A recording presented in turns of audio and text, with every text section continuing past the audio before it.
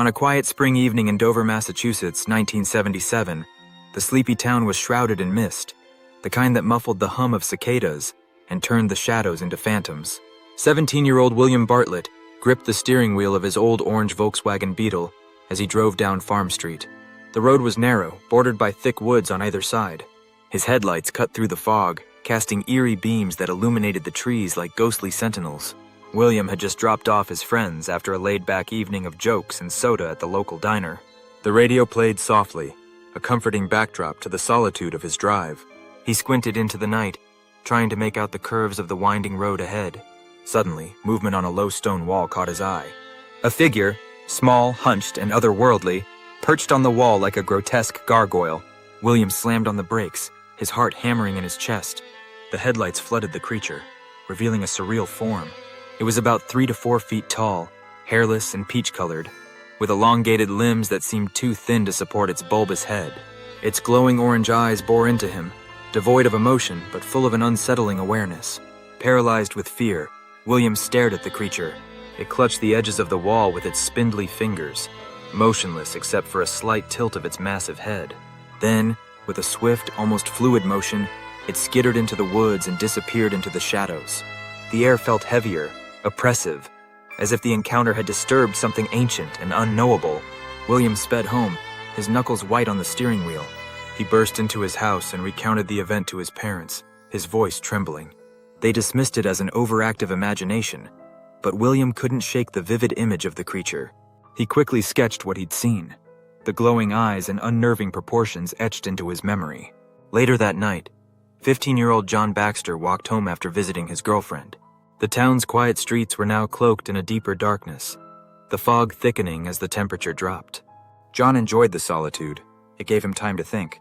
But as he reached a stretch of road bordered by dense woods, a strange sound made him pause. It was faint but distinct, a rustling, like dry leaves shifting underfoot. "Who's there?" he called out, his voice firm despite the chill running down his spine.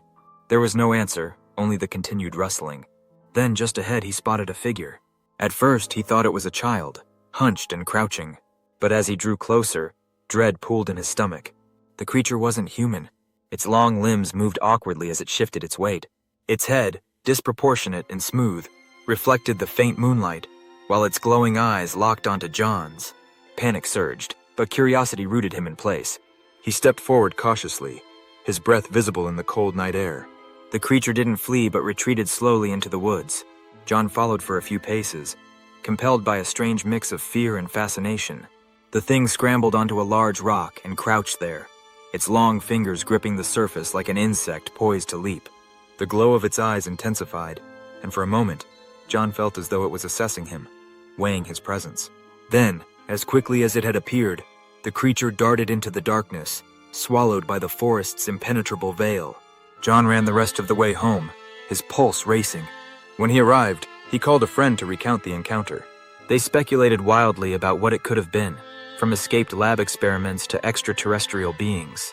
Like William, John grabbed a pencil and paper and sketched the unsettling figure, hoping to preserve the details before his memory blurred them. The next evening, Abby Brabham sat in the passenger seat of her boyfriend's car as they drove along Springdale Avenue. The night was crisp, the sky clouded over, and the headlights illuminated only a few feet ahead on the narrow road. They chatted idly, the radio's soft tunes filling the lulls in conversation. As the car rounded a bend, Abby gasped and pointed. "Stop! Look!" Her boyfriend hit the brakes and the car skidded to a halt. There on the roadside stood the creature.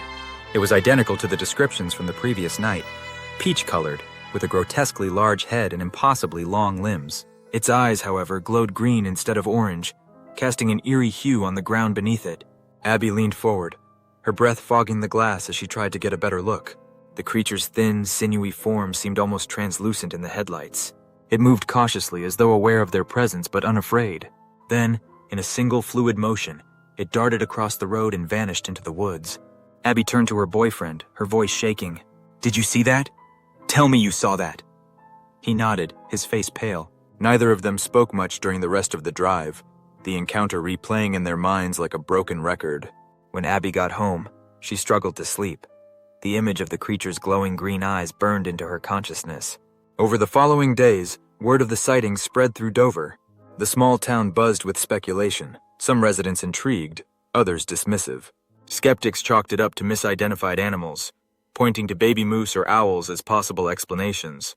Yet those who'd seen the creature knew what they'd witnessed defied logic. Loren Coleman, a noted cryptozoologist, visited Dover to investigate the reports. He interviewed William, John, and Abby, examining their sketches and accounts. The consistency in their descriptions was uncanny, and Coleman noted the psychological toll the sightings had taken on the teenagers. Despite their differences in personality and circumstances, all three shared an unshakable conviction that they'd encountered something extraordinary. The sightings of the Dover demon remained isolated to those 2 nights in April 1977. Attempts to find the creature or uncover evidence of its existence yielded nothing. The woods where it had vanished were scoured, but no footprints, hair, or other traces were found. The lack of physical evidence left the phenomenon shrouded in mystery. Decades later, the Dover demon's legend endures, captivating cryptozoologists, paranormal enthusiasts, and skeptics alike. Was it an alien being stranded on Earth and desperately avoiding contact? A mutant creature, the product of some hidden experiment gone awry? Or was it an elaborate hoax, the result of teenage imaginations running wild? For William, John, and Abby, the truth remained deeply personal. Though life moved on, the memories of that spring night never faded. William still kept his sketch in a drawer, a haunting reminder of the unexplainable.